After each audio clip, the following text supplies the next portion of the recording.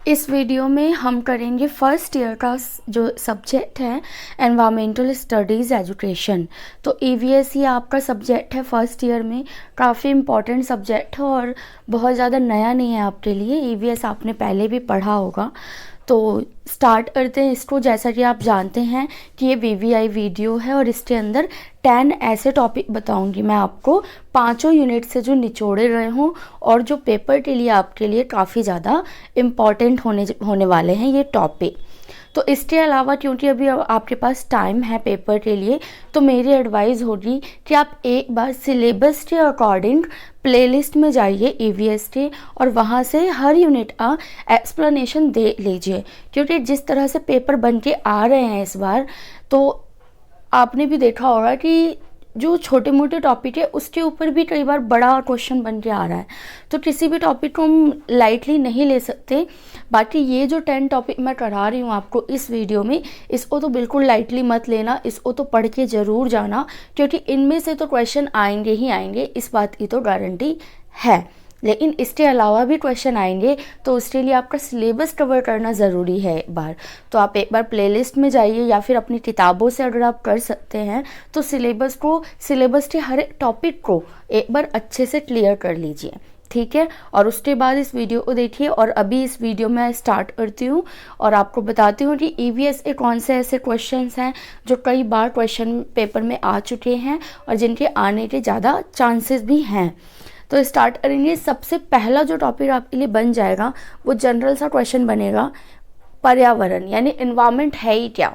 सीधी सी बात है कि जब ये एनवायरनमेंट स्टडीज़ आपका पेपर है तो इसके अंदर आपको इस बात की नॉलेज होनी चाहिए, क्योंकि एग्जामिनर जो क्वेश्चन पेपर सेट किए गए हैं ना आपके, उसमें आपकी नॉलेज देखी जा रही है। अगर आप ध्यान दोगे तो अगर आपको नहीं आता, आपके अंदर नॉलेज नहीं है, तो आप आंसर्स नहीं कर पाओगे। तो पहला जो टॉपिक है पर्यावरण के ही ऊपर है।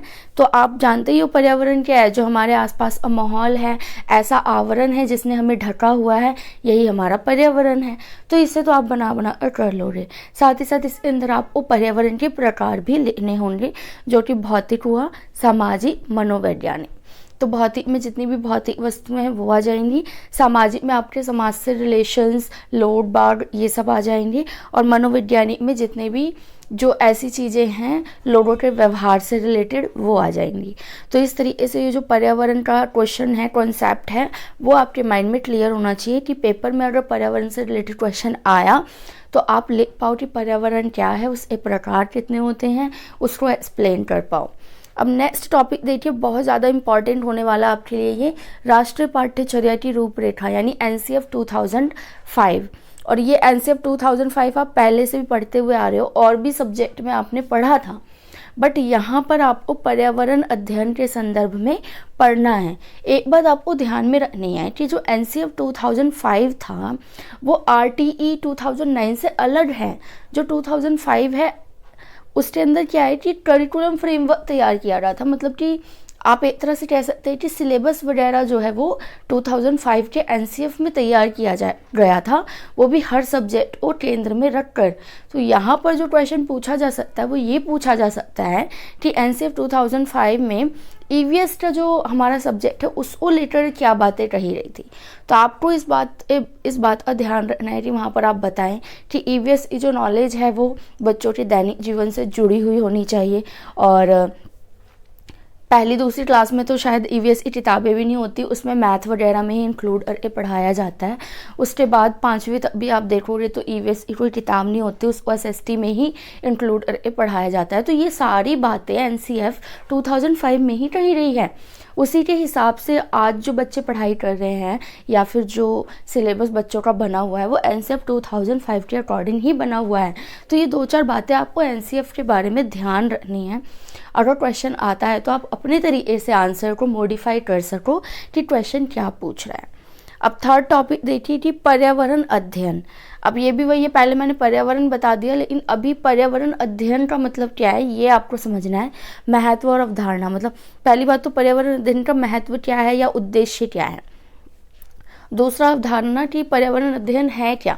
जब पर्यावरण हमने पढ़ लिया कि पर्यावरण ये है कि हमारे आसपास सामाजिक, मनोवैज्ञानिक और भौतिक वातावरण है मान लीजिए, तो इसका अध्ययन करना ही पर्यावरण अध्ययन है। और इसकी महत्व क्यों, आवश्यकता क्यों है, ताकि पर्यावरण को लेकर लोगों में जागरूकता आए, पर्यावरणीय समस्याओं को दूर किया जा सके, उसके लिए समाधान सोचा जा सके, पर्यावरण को अच्छा किया जा सके, लॉन्ग लास्टिंग बनाया जा सके। ये सारी चीज़ें आप इसके उद्देश्य या महत्व में डाल सकते हो कि क्यों बच्चों को हमें पर्यावरण अध्ययन पढ़ाना चाहिए। पर्यावरण तो ठीक है हमें दिखाई दे रहा है, लेकिन पर्यावरण अध्ययन का मतलब है उसके बारे में पढ़ना, गहनता से अध्ययन करना, उसकी प्रॉब्लम्स को देखना।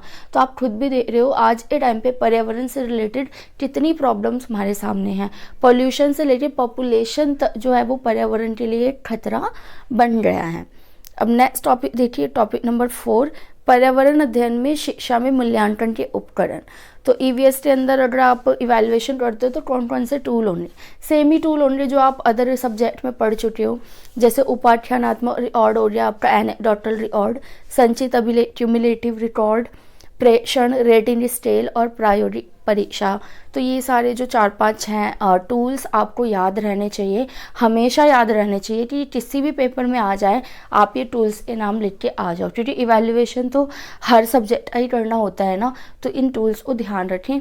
और इसकी एक्सप्लेनेशन अगर आपको देखनी हो तो आप एक्सप्लेनेशन वीडियो में जाके देख लो या गूगल कर लो, कुछ भी कर लो, बट थोड़ा सा एक्सप्लेनेशन देख के जाना ताकि आप वहाँ पर लिख के आओ, क्योंकि सिर्फ नाम लिखने के आपको नंबर तो मिलेंगे लेकिन अच्छे नंबर नहीं मिलेंगे अगर आप एक्सप्लेन नहीं करते हो तो। और एक चीज़ का खास ध्यान रखिए कि पन्ने भरने से नंबर नहीं मिलते, आपके आंसर में क्वालिटी होनी चाहिए। अगर आपने एक पेज पर भी ढंग के पॉइंट्स लिखे हैं या फिर जो भी क्वेश्चन ने पूछा है टू द पॉइंट आंसर लिखा है तो आपको उसके उतने ही नंबर मिलेंगे जितने फालतू की बकवास 4 पेज लिखने से मिलेंगे। तो ध्यान रखिए, अपने आंसर में क्वालिटी लाइए, जल्दी जल्दी में पन्ने भरने पर ध्यान मत दीजिए। नेक्स्ट है आपका क्वेश्चन नंबर 5, कम लागत वाले शिक्षण सामग्री। बहुत इंपॉर्टेंट है ये ईवीएस के लिए।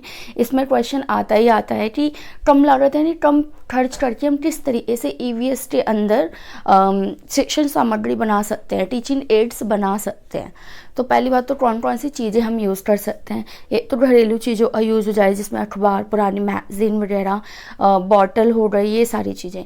समुदाय से हम सहायता ले सकते हैं, मतलब कम्युनिटी में जो होते हैं पेड़ वगैरह उनको यूज़ करना, उनके बागानों को यूज़ करना, पत्तियाँ ले ली वहाँ से, पत्थर, गत्ते। तो ये सब कम लागत वाली या बिना ही लागत वाली चीज़ें हैं जिनका हम ईवीएस के अंदर क्या करेंगे, टीचिंग एड बनाने के लिए यूज़ करेंगे। तो ये तो था कि कौन कौन सी चीज़ें आप यूज़ करोगे। लेकिन पेपर में क्वेश्चन ये भी आ सकता है, और ये आ रहे हैं क्वेश्चन, कि कोई एक टूल की विधि लिखो, एक टीचिंग एड की विधि लिखो कि किस तरीके से आपने कम लागत वाली चीज़ों को यूज़ करके क्या बनाया है, ईवीएस के लिए टीचिंग एड बनाया है। तो आप ये ज़रूर तैयार करके जाएं। और अगर नहीं आता आपको तो बताइए, मैं अलग से वीडियो बना दूंगी जिसमें बता दूंगी कि किस तरीके से कम लागत वाली चीज़ों से हम बढ़िया और अच्छे टीचिंग एड बना सकते हैं और क्लासरूम के अंदर उसको प्रेजेंट कर सकते हैं। तो पेपर के अंदर ना ऐसे क्वेश्चंस बहुत ज़्यादा आ रहे हैं। प्रैक्टिकल नॉलेज आपकी देखी जा रही है कि आपको आता है या नहीं आता। अब देखिए 5 टॉपिक हो गए। छठा टॉपिक देखिए कि शिक्षा के एकीकृत दृष्टिकोण और समावेशी दृष्टिकोण दोनों में अंतर, या फिर दोनों का कॉन्सेप्ट तो क्लियर होना ही चाहिए। तो अगर आप दोनों में अंतर पढ़ लोगे तो कॉन्सेप्ट वैसे ही क्लियर हो जाएगा आपका। तो एकीकृत दृष्टिकोण क्या होता है? एकीकृत का मतलब होता है इंटीग्रेट करके पढ़ाना। तो ईवीएस के अंदर क्या होगा, आप दूसरे सब्जेक्ट को इंटीग्रेट करोगे या इसको दूसरे सब्जेक्ट में इंटीग्रेट करके पढ़ाओगे। और समावेशी में क्या होता है कि सबको एक साथ एक जैसा पढ़ाना क्लासरूम के अंदर। तो ये दोनों बातें ही आपको पहले से भी पता होंगी, बाकी और अच्छे से पॉइंट्स वगैरह तैयार करके जाइएगा।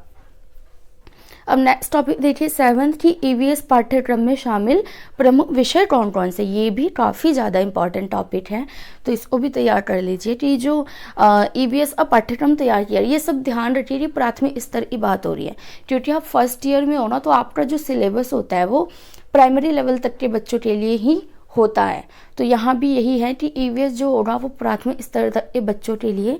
तो उसमें कौन कौन से विषय शामिल किए गए हैं उनके, तो उसमें तो परिवार और मित्र को शामिल किया है। अगर आप ईवीएस की किताब अगर उठाओगे ना बच्चों की, या फिर जो भी एसएसटी की है, और उसमें जो ईवीएस के चैप्टर आपको मिलेंगे, तो उसमें आपको परिवार व मित्र, भोजन से रिलेटेड चीज़ें कि अच्छी आदतें क्या होती हैं, कौन सा पौष्टिक भोजन है और चीज़ें कैसे बनती हैं ये, और आवास यानी रहने की जगह, यात्रा और पानी।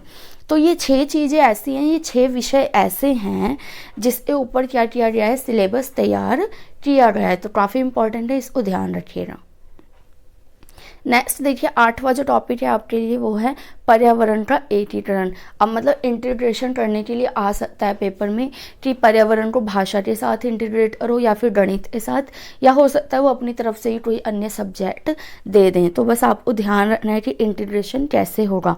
लैंग्वेज में मान लीजिए अगर आपको पर्यावरण को इंटीग्रेट करना है तो आप क्या कर सकते हो, पर्यावरण से रिलेटेड कोई कविता बोल दी, पेड़ों से रिलेटेड जो अभी कुछ दिन पहले ही मैंने अपनी क्लासरूम में कराया था, पेड़ों से रिलेटेड एक कविता, आप वो लिख के आ सकते हो पेपर में। और आपने क्या किया है कि पर्यावरण को भाषा से जोड़ दिया, इंटीग्रेट कर दिया, या फिर भाषा के माध्यम से आपने ईवीएस पढ़ाया है ना। जैसे हिंदी की पोयम बना के हमने बच्चों को पेड़ों का महत्व समझाया, तो ये भी तो क्या है, ये भी तो एक तरह से एनवायरमेंट स्टडीज़ का इंटीग्रेशन है हिंदी के सब्जेक्ट के साथ। तो इस तरीके से आप गणित में टेम्परेचर वगैरह देखना, ये सारी चीज़ें आप इंटीग्रेट कर सकते हो। इसके बाद देखिए उपलब्धि परीक्षण, तो काफ़ी इंपॉर्टेंट टॉपिक है ये भी आपके लिए। तो उपलब्धि परीक्षण क्या होता है ये मैं आपको पहले अभी मैथ की वीडियो में बता चुकी हूँ, अभी कुछ दिन पहले ही जो वीडियो अपलोड हुई है, तो वही बातें आपको इसमें लिखनी है। और हो सकता है कि उपलब्धि परीक्षण बनाने के लिए आ जाए पेपर में, तो जैसे मैथ का पैटर्न था, मैंने मैथ में आपको बताया था, उसी तरीके से आपको उपलब्धि परीक्षण यानी अचीवमेंट टेस्ट बनाना है। बस ध्यान रखें इस बात का कि वहाँ पर मैथ के क्वेश्चन मत डालिएगा, ईवीएस से रिलेटेड क्वेश्चन डाल दीजिएगा कि एनवायरमेंट डे कब मनाया जाता है, पेड़ों से हमें क्या मिलता है, हमें पोल्यूशन कैसे कम करना चाहिए, वायु पोल्यूशन क्या होता है। इस तरीके से आप अपने क्वेश्चन ईवीएस के बना के और उपलब्धि परीक्षण पेपर में बना देंगे, अगर पेपर में बनाने के लिए आता है तो।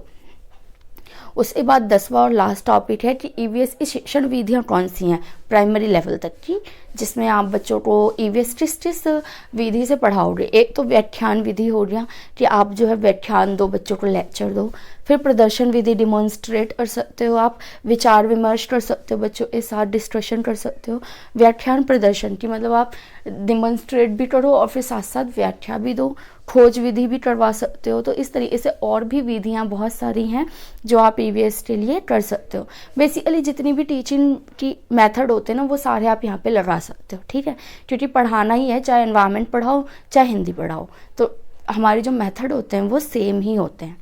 तो इस बात को आप ध्यान रखेंगे। और ये थे आपके 10 EVS a very very important topic. और जितनी भी बातें मैंने आपको बताई हैं उनको ध्यान रखें और अच्छे से तैयारी करके जाएं। और सिलेबस एक बार अपने सामने ज़रूर रखें, चाहे किताब रखें या ना रखें। और सिलेबस के अकॉर्डिंग यूनिट 1, 2, 3, 4, 5 इस तरीके से आप टिक करते जाएं कि मैंने ये पढ़ लिया, ये पढ़ लिया। और जो रह गया हो उसको पढ़ लीजिए, कहीं से भी पढ़िए। और अगर मुझे मिलता है मौका तो मैं अलग से वीडियो बना दूंगी, कुछ ऐसे टॉपिक जो अलग से अगर मुझे लगता हो कि आ सकते हैं पेपर में, या अगर आपको ना आ रहे हो तो आप कमेंट करके बता दीजिएगा। मैं कोशिश करूंगी कि उस पर अलग से वीडियो बन जाए। बाकी अपनी तैयारी जो है वो पूरी कीजिए और आप सभी को पेपर के लिए ऑल द बेस्ट।